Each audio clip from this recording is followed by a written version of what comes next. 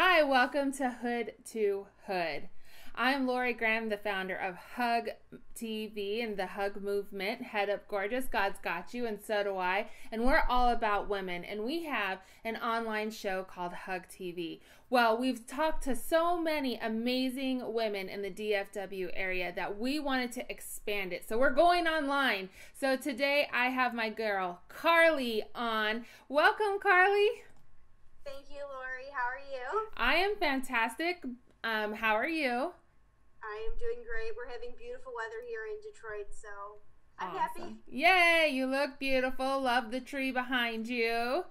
Thanks, back at ya. So, Carly is one of our main girls on our hug movement, and so we're just going to introduce her to you guys and get to know her a little bit, and then we're also going to find out what's going on in her part of the world. What does she see is working really well in women's movements and women's ministries, what she's missing, what drew her here. So Carly, why don't you tell us a little bit about yourself? Well, my name's Carly Villarolo. Yes, that's how you pronounce my last name. There's lots of weird letters going on there, but it's pronounced Villarolo. I am 24 years old. I am married, and my husband and I live in a suburb of Detroit called Clinton Township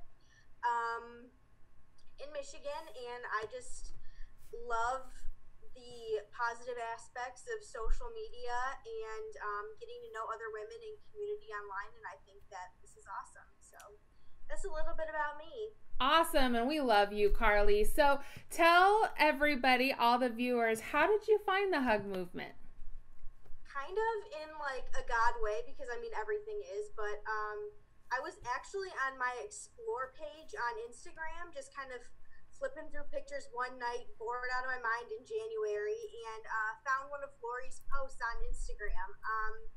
Kind of a fluke kind of thing, and I started stalking her Instagram page, going through all her pictures, and saw that she had a women's ministry website linked on her page. So I went there and read all about it and was just like, I got to get involved in this. And I followed her right away, and Lori just shot me an email, or shot me a DM right back. And yeah, it was really great. We got to talking and knew I had to be a part of it. So that's how I found him. Awesome. I love hearing stories about that, because that means that God is really using us everywhere, and that's our desire, is to reach women everywhere. So tell me a little bit about your walk, where you're at in your Christian walk with God right now. Oh, sure, for sure. I grew up in a Christian household, was baptized into the Lutheran church as a baby, did all the Bible schools, VBS, youth group, did all that kind of stuff. But when I got to high school, definitely that pressure from other people. And I had a boyfriend who didn't believe in Jesus and told me I was stupid for believing. So I kind of left that behind, because I turned this boy into my idol. And after he and I had broken it off officially, it took me a while to get back into it and to get back to church and doing everything like that. And but I still wasn't in the Word. I didn't have community of people that were in the Word and that were passionate about learning more about Jesus and learning about all that kind of stuff. So when my mom and stepdad were killed in a motorcycle accident on May 22nd of 2015, my world just like fell out from underneath me. I was broken into pieces and ended up getting anxiety, like extreme anxiety, post-traumatic stress disorder, depression, like anything you could think of. And I just realized that like this isn't going to get better for me. This is what my life is going to look like. It's always going to be sad. It's always going to be dark. I'm always going to be depressed. And until about January, when I found Hug, it kind of all happened at the same time. When I found all that, and I was listening to a Carrie Job album at work, like the Holy Spirit just like came on me, and it was just like, I've not abandoned you. I've heard all your cries to me. Like I told God, like, kill me. I won't go out and kill myself, but I want you to kill me. Like just take me out of this earth. Like I don't want to do it anymore. And like he was like, I heard all your cries, but you're here for a reason. You're still alive for a reason. I'm not abandoning you, but I can't make your feet move. I can't physically do that. You need to fight. You need to kind of grab hold and pull yourself out of this hole that I built for myself. And now I'm just digging deeper into the word, learning about what the truth is, and really learning how to love God despite having post-traumatic stress disorder and anxiety, and learning how to put that on him and know that I'm going to be okay, and that I'm alive for a reason, and that I have purpose. And if he wanted to kill me, he could have, and he didn't. So here I am, just doing what I'm doing. Right. That's right. He does have purpose. You know, I'm huge on purpose. So I'm so glad you mentioned that. So tell me about your hood. You're from Detroit, right? A small town in Detroit. Suburbs of. I'm not living in the D. I'm a suburb girl, but yeah, we live right outside Detroit. Grew up here. I moved away for about 4 years to Memphis, Tennessee, but I've always been a Detroit, Michigan girl. All right. So what's going on in your hood? Tell me, what are some things that you really love in regards to just church and, women ministry, maybe the women at your church, and tell me some things that maybe is a struggle that you feel like is missing, and how you can change that. For sure. I go to a Lutheran church right by my house. It's called Emmanuel Lutheran. It's an amazing church with like a really rich history. The church has been there since like the 1850s, so they've been there for a really long time, and it's just a great place to be. My husband and I actually just recently became members of the church. We took membership classes and everything like that, and yeah, it's great. They have a ton of opportunities to not only join ministry, but to lead your own. They're really big on leading your own Bible study and having people into your home, and I think that that's amazing.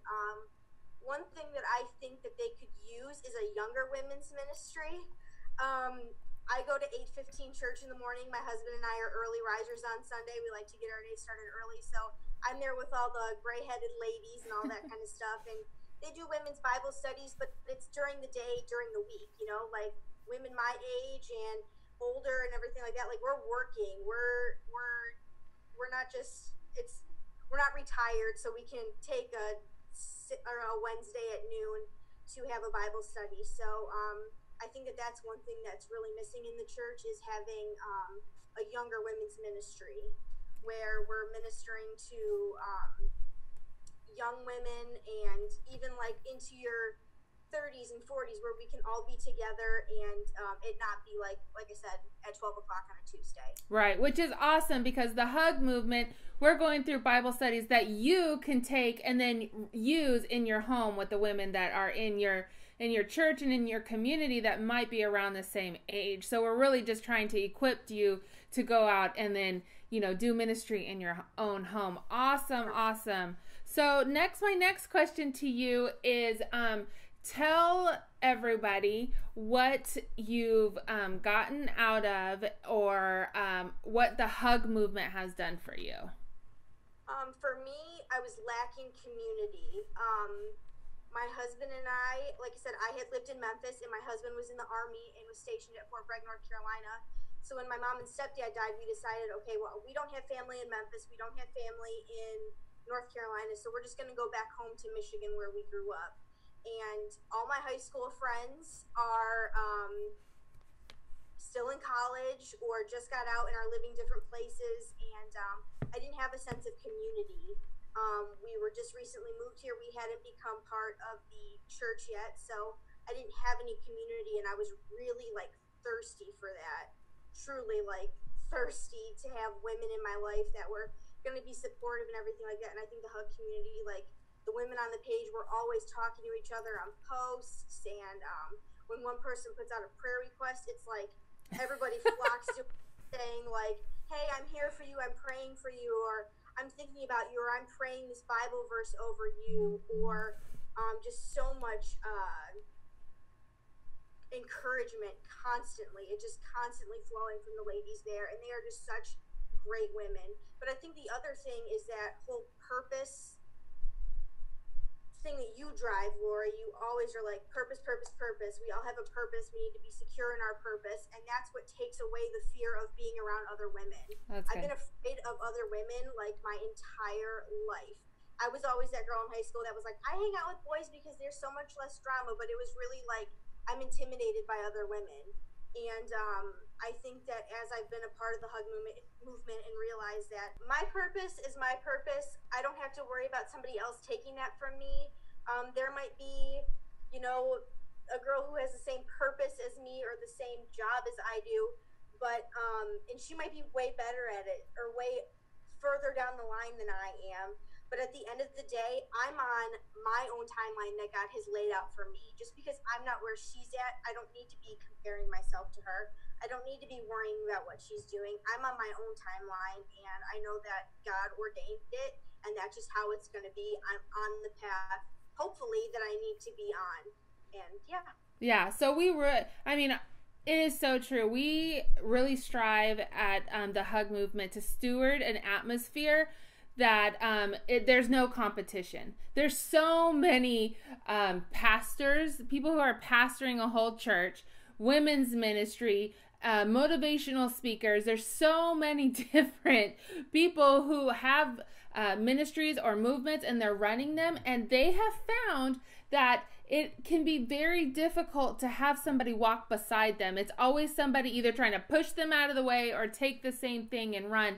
And so I'm so glad that you mentioned, you know, you having your purpose. And when those people are walking in their purpose and they're at a different level than you, then that's when we encourage those people to reach out to the people who have similar purposes and help them. You know, not be in a competition, but actually help them grow in their purpose and in their desires. And the one of the biggest things for me is actually sitting in a room with a few of the girls that are in the HUG movement, and just us going back and forth with like what we can do, and it's inspiring me, encouraging me. But honestly, a few years ago, I would have been really intimidated by that, and I would have gave up because I would have thought, oh, they're already doing it. Well, if God put it in my heart, there's a reason for me to do it. I'm going to do it a little bit different. I'm going to have a different sphere of influence to reach people. So I'm so glad that you said that. Exactly. And it's losing or dropping that intimidation factor. Like I said, I grew up being terrified of other women. I always played it off like, oh, they're too much drama, they're too much this, they're too much that. No, your girl was just terrified of being compared and in competition. I'm not a competitive person. That's just not really in my nature. And when I feel that way, I just feel like I'm like, there's just like this pressure on me to do good. And what you were saying about how when there's a woman that's kind of down the line, or she's ahead of you, or ahead of you, if you want to call it, in that same kind of passion and same kind of purpose, you know, that's your time to encourage them as well. You know, you don't have to be the one sitting there being like, oh my gosh, I'm so jealous, she's doing this so well, and then having her breathe life into me. I need to breathe life into her purpose as well, because it's not just about you, it's about making sure that we as sisters build each other up in our purposes. Yes. And encouraging everybody, whether they're way ahead of you or way behind you. You know, if you're encouraging somebody that's way ahead of you, you have that connection to where when you get to that point, you can turn to somebody and say, hey, you know, I'm going through this right now. I know that you went through this a year ago or 6 months ago. And she can be like, yeah, you know, you were really encouraging to me in that time, and let me encourage you during this time. And I just think that we sit there and we're like, oh, well, we want other people to help us. Well, we got to still be encouraging other people, whether we're all the way at the back of the line or whether we're at the finish line. Yep, that's so good, girl. That's totally our culture. Well, thank you so much for hanging out. And everybody will be seeing a lot more of you, I'm sure, around the HUG movement. So from my hood to your hood, head up, gorgeous. God's got you, and so do we. Thanks, girl.